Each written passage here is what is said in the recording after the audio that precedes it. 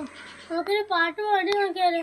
കവികൾ പാടി പാടി കവിത ഇനിയും ബാക്കി.